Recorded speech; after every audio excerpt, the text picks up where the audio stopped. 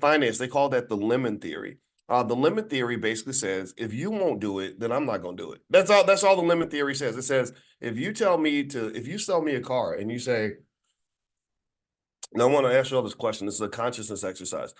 If you're trying to sell me a car, and let's say you come to me and you say, "Hey, boys, I got a great deal for you. It's a it's a it's a 2024 Mercedes Benz with fresh out of the factory with wood paneling, leather seats, nice air condition, and just like all the bells and whistles. AI is infused in the car. It practically drives itself, and it's just amazing for your whole family. And I got a special deal for you. I'm gonna give you this car for $12,000.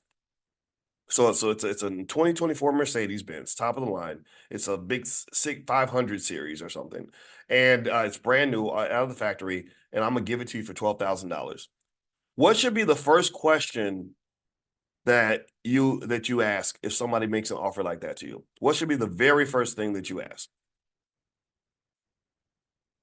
Okay, I see. Natasha says, "What's wrong with it?" Let's see here. Chelsea says, "What's the catch?"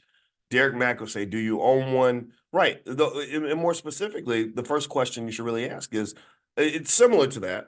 Is okay. Well, if it's so great, why are you selling it? If it's so great, why don't you have one? Like, if it's so great for me, then why are you asking me to pay for it and buy it, but you didn't get one? And then if you ask a question like that, and then if the answer is like really flimsy, like, well, I don't like Mercedes, I don't like nice cars, and I decided to get something different for myself, and I would drive one, but hey, I just, I don't know, I just kind of think it'd be better for you. Well, little flimsy answers like that would kind of tell you everything you need to know. That it would tell you that the fix is in, that there's something going on here that isn't quite right, right? Maybe you're scamming me for my money. Maybe you are gonna do a bait and switch. You're gonna give me something completely different from what I purchased.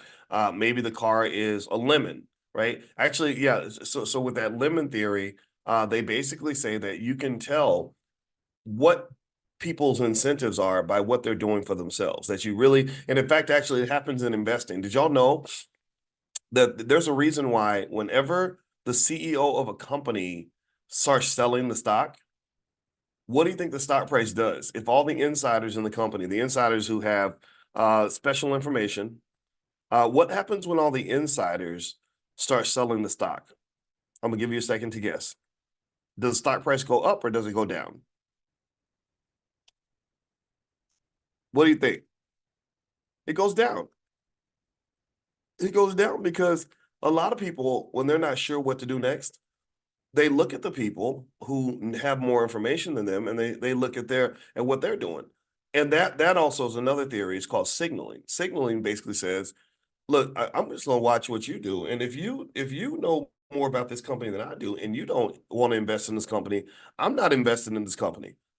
And this is something to consider too when you're asking people to support your business, or you got this great idea and you're like, hey, I need you to put up some money so I can pursue this idea. A smart person, a smart business person, first question they're gonna ask you, at least that's the question I ask, is I say, okay, well, how much did you invest in this? How much blood, sweat, tears, and money have you put into this? I know you're asking for my money. What did you do? Tell me what you did first, and then I'll tell you what I might do. You understand? You see what I mean? And you'd be amazed how many times I've been pitched business ideas where the person pitching the business idea has not done anything. They haven't put in any time, they haven't put in any money. And I'm sitting there thinking, okay, so you want me to put in my time and my money, and I don't even need any of this. Like I've already made the investments. I'm already, the reason you're even calling me is because you know that I probably have some stacked in the back. I don't need to even be here, and you're asking me to put up all this stuff. And what did you bring to the table? You brought an idea to the table. There's a billion good ideas everywhere. Ideas are a dime a dozen, honestly. Not that all ideas are equal, but so many people think that because I came up with the idea, that's the same as actually doing the work. That's not true. If you have an idea, you have to give life to that idea. You have to give birth to that idea. Coming up with an idea is like having sex. building a business is like raising a baby, raising a child. And some people think that because they had sex, that they're actually parents. You ain't no parent just because you had sex. Anybody can have sex. It doesn't take that long. I mean, whatever, you know. So how in the hell, who taught you that? Who told you that simply coming up with an idea? That's the fun part. That's the sex, right? Yeah, coming up with the idea. Who told you that coming up with the idea is the same as actually investing in something and building something? Who told you that you can get all the rewards without taking any of the chances? So, one question I would ask you is, who also told you that that you should not have to invest in yourself? I mean, really, I mean, if you're not willing to invest in yourself, then what makes you think other people will invest in you? If they're smart, that they're going to know this is the signaling theory. When you haven't invested in yourself, well, that tells you that even you don't think that you're a worthy investment.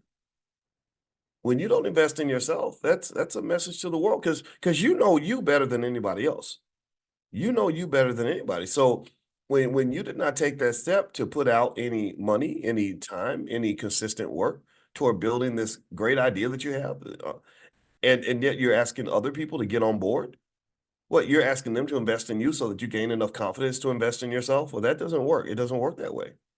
You have to be the first one to step out there and allocate your time, energy, and resources toward whatever it is that you're doing. And you have to do a lot of it and you have to do it consistent. And you have to assume that then maybe Superman will never arrive.